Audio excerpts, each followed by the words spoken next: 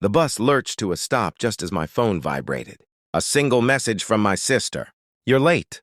I was still standing when I felt the old man's hand steady my elbow. Thin fingers, surprisingly strong. His breath smelled like winter and paper. "You dropped this," he said, handing me my ticket. Our eyes met too long. The bus doors hissed open. I stepped down. He followed. Footsteps behind me, slow, deliberate. When I reached the glass doors of my sister's real estate office, I felt him there again, close enough that I could sense the weight of his attention pressing into my back. "Do you mind," he asked softly, "if I come along?" I didn't know why I nodded. Inside, the office lights were too bright, too clean. My sister looked up from her desk and went pale, not startled, not confused, hollowed. The color drained from her face like she'd seen a ghost that knew her name. The old man smiled. That was when I understood this morning wasn't an accident. Something had already begun. I had always trusted my sister. That was the first mistake. She was the polished one, calm voice, controlled gestures. The kind of woman who could sell you a house you couldn't afford and make you thank her for it.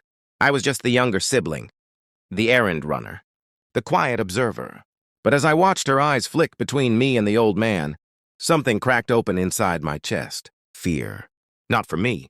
For herself. She recovered fast. She always did. "Can I help you?" she asked him, voice smooth, professional. The old man turned his gaze to the framed awards on the wall, then to the contracts stacked neatly on her desk. "I believe," he said, "you already have." Silence stretched. I felt it settle into my bones. My sister laughed. "Too sharp. I think you have the wrong office." The old man finally looked at her. "No," he said gently. "I don't." I watched my sister's hands curl beneath the desk. I remembered things then. Small things I had ignored. I remembered things then.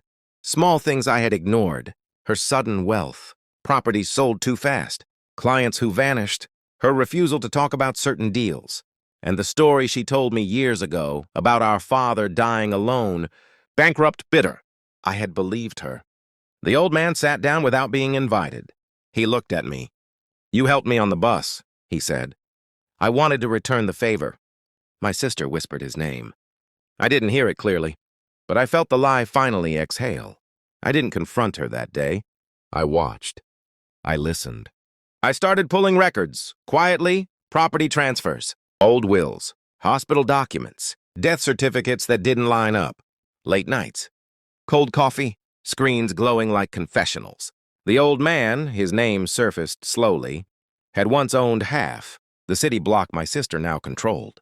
Once, before she forged signatures, before she sold his properties while he lay sedated in a care facility she had chosen, before she told me he was dead.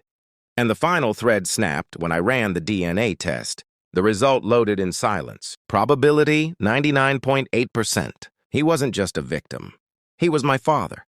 Alive. Hidden. Stolen from. I sat there a long time, breathing evenly, feeling something inside me go still. Rage didn't explode. It organized. I invited my sister to lunch. "Neutral ground, public safe." She smiled when she saw me. Confident again. I slid the folder across the table. She opened it. Her hands shook this time. "What is this?" she whispered. "Everything," I said. She cried. She pleaded. She tried to explain it as necessity, as survival, as love twisted by fear. I watched her carefully. No tears for him, only for herself. I stood. He walked in as I left. She didn't follow me. She couldn't. The office closed within weeks. Lawsuits, audits, headlines stripped her name bare. I didn't testify loudly. I didn't have to. The truth did the work. My father, the old man, never thanked me. He didn't need to. We sit sometimes. Quiet. No history to rebuild. Just shared air. As for my sister, I don't hate her. I don't forgive her. I simply no longer carry her. Some betrayals don't end with screams. They end with silence. And silence is where I finally learned to breathe.